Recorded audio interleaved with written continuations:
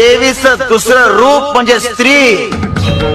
स्त्री ही तपस्विता आहे, ती मुळातच तपोधारणी आहे.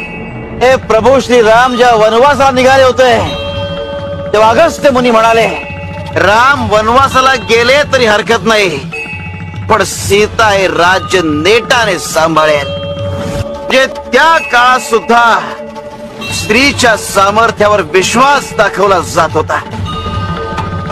ती आपला निर्बल अशी कधी नव्हतीच, ती होती तर पूर्ण स्वरूप.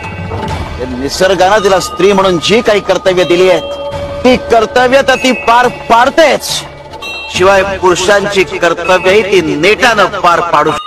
जीवन 2 दिवसांचं आहे. एक दिवस तुमच्या बाजूने तर एक दिवस तुमच्या